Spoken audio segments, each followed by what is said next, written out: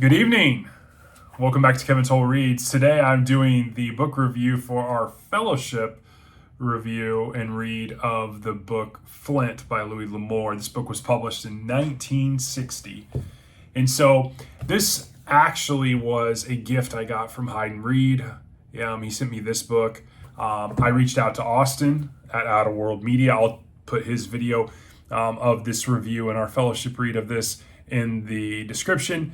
He already has this video up. I've actually seen it. And so it's kind of funny because there's a couple things that he describes in his video that I have on my notes on my computer screen here. And I was ready to go with this, and then family came. So I apologize for being a little late to the party here. We kind of talked and conversed over the last several weeks about this, and it was like, okay, I'm going to do it on this Saturday, and we'll do it around this time, and I'm a little late. But anyways, like Austyn, I'm going to talk a little bit about the summary of the plot of this book. I'm going to talk a little bit about what I enjoyed and then get into Austyn's questions. I sent him some questions and he sent me some questions, similar to what I did with Hayden Reed and our fellowship read of Corey. And so we're going to do that here, Austyn and I, and talk about this. I've already seen him answer some of my questions. One of them, he's like, I think he set me up on this one. No, it was interesting. He really goes into quite a bit of detail. So, definitely want to check his video out. It's really good. Austyn's a very down-to-earth person, and he does a really good job on his videos.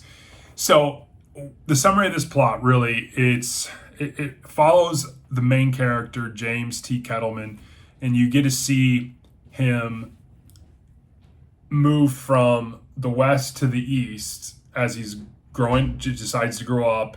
And then you realize, as a man, he's made some money, and then he gets a bad diagnosis, and so he needs to move back to the West as his choice because he wants to die, and he has this cancer diagnosis. So he doesn't really feel like he has anything to live for. He just wants to be left alone. But yet he's actually, you learn that he's a very dangerous person.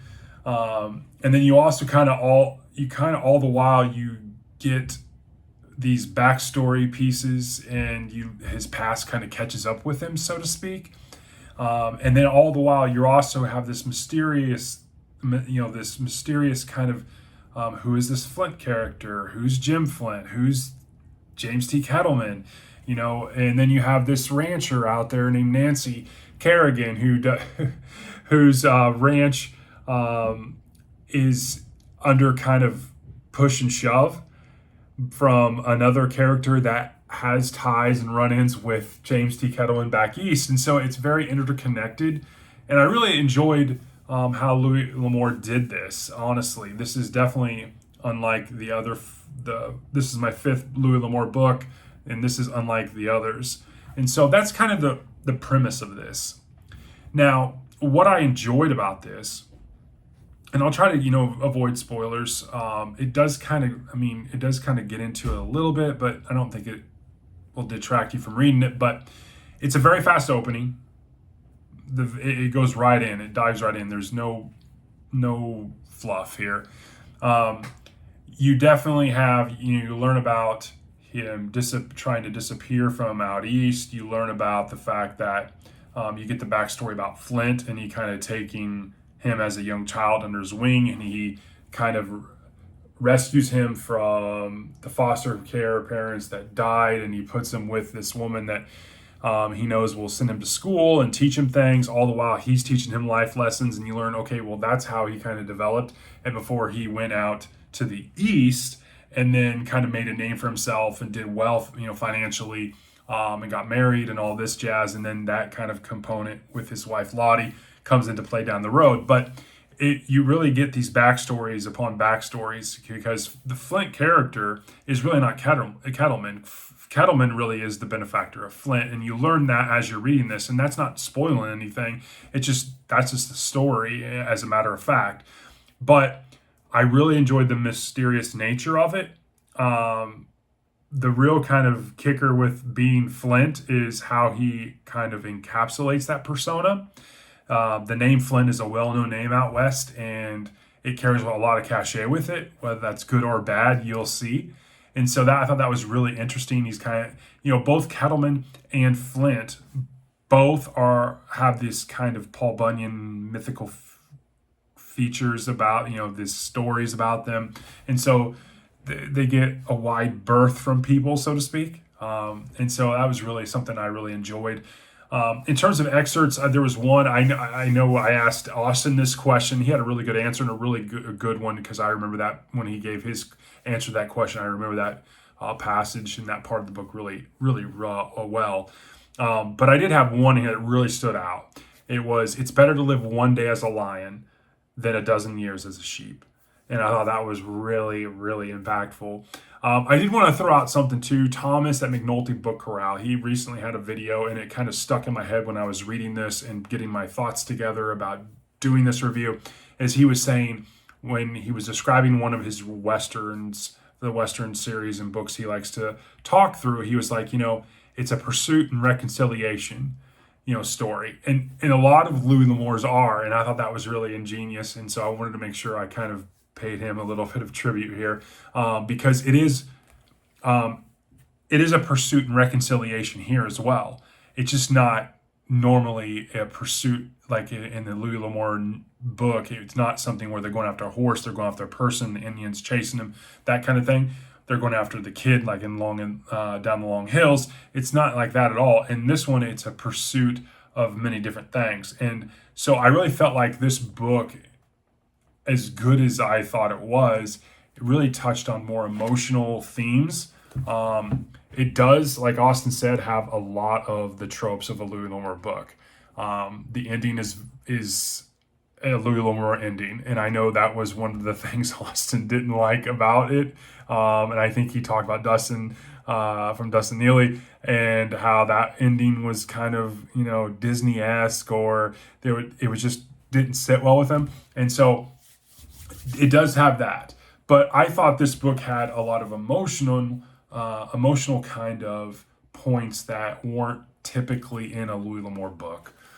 So let's jump into Austyn's questions, and then I'll kind of give you my overall rating with this. I know Austyn kind of gave it a middle of the road rating. It was good, but it wasn't great.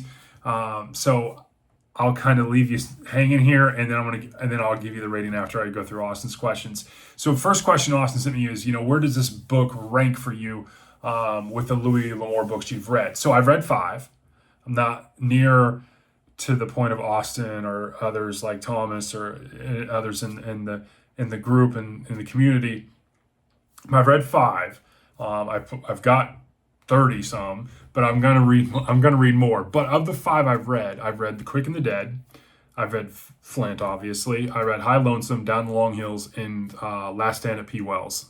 And so I never say the Papago Wells correctly, anyways. But Quick and the Dead was the highest rated book I get so far, at a 4.6. High Lonesome, I rated a 4.5. Down Long Hills, I rated a 4.2, and Last Stand at Papago Wells was 3.7. I gave this a 4.6. I did. I thought this was as good as Quick and the Dead. And as much as I like Quick and the Dead for the action, the main character and what he does, and turning people's thoughts around about being out west and how they were, this one does it for me on story and character development and how the story's approached and the emotional themes about it than all the action. And this had plenty of action too, in my opinion.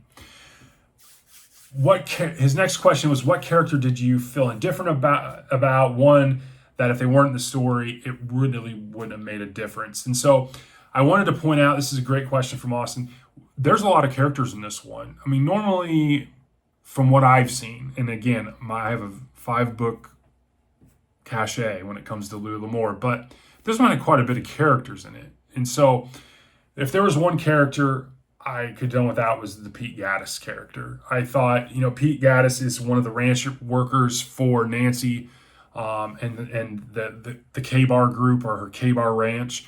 And so Nancy Kerrigan is one of the main characters, and she's a woman rancher, takes over from her dad, who was a colonel, and takes over the ranch. And so the guys respect her, and you kind of realize she's a true woman. She's hard-nosed. But Pete has had a run-in as a child with Flint, and so he has this kind of indifferent about it. And so when Kettleman takes kind of the persona of Flint and he don't wants to be left alone, so he takes upon, makes up his own name and uses Flint as the last name. It kind of gets under Gaddis's skin, and that whole kind of conflict I could have done without. Third question from Austyn was, if you could compare this book to a Western movie, what one would you pick? I don't watch Western movies. Dustin Neely is like, we were talking about Hondo, which is a book I need to read from Louis L'Amour. He's like, you need to watch the movie too, with John Wayne. And so I haven't done that yet, obviously, but I don't watch Western movies. Now, I would say that the only Western movie I've watched, and it's kind of more modern, was the Old Henry movie about Billy the Kid, and I enjoyed that modern take on that. Does it remind me of this? No.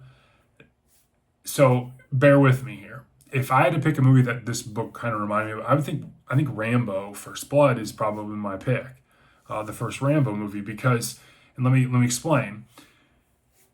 At the beginning of the movie, Rambo's searching out members of his platoon, and so he's finding out that they're all dead.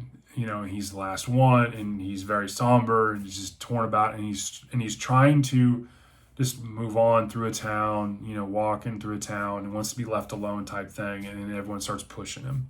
And so this really kind of has that vibe to it. Like, he wants to come, Kettleman wants to head back out west where he was as a kid. He has this terrible diagnosis. He wants to die, and he wants to be left alone. And so, that's the feel I get here. And then he gets pushed, and the next thing and then he sees kind of an injustice, and then he stands up, and yeah, that's what I see. Fourth question from Austyn was, what was your favorite scene in the book? I think there's two. I think how he dealt with Lottie. She's kind of a gold digger, and the father type thing. The card scene. I'm going to leave it at that. I don't want it to spoil this too bad. And then the hand-to-hand combat he has with Porter Baldwin. I thought that was pretty interesting. The last question Austyn had was, what did you think of the twist at the end with Flint and his diagnosis? And does it change the book for you because of that twist? I don't think so. Again, when I was talking about this book and the emotions that are themes here, this is definitely one of them. Austyn, when he did his video, he was talking about, the Tim McGraw song, Live Like You're Dying. And it's funny because that was one of the things I referenced on this question, is that was the kind of the mindset with him. When he got out there, he wanted to kind of be left alone, but then he got pushed. Then he didn't care about death. And so he lived like, it was going to happen anytime. And so he had zero, what's about anything. And so that made him very deadly. But that was the attitude. Now, when the diagnosis changes, does it change him? No, because you get this, as I think Austyn said, Disney kind of ending about it, abrupt Disney ending type thing. And I still think, he's going to live that way. And he's seen life in a different light. And so it doesn't really change the book for me, in my opinion. So those were Austyn's questions. Obviously, 4.6 is a very high rating for this book. It was a good read. I really enjoyed this one. That is my fifth Louis L'Amour. Like I said, I want to thank Austyn at Outer World Media for doing this fellowship read with me. I want to thank Hyde and Reed for the one to send me this book. I really appreciate it. I hope you all enjoy this. I know it's a longer video, but it was a lot of fun. I really enjoyed this. Thanks again, Austyn, for doing this with me, and I hope you have a great evening. I'll talk to you guys later. Thanks.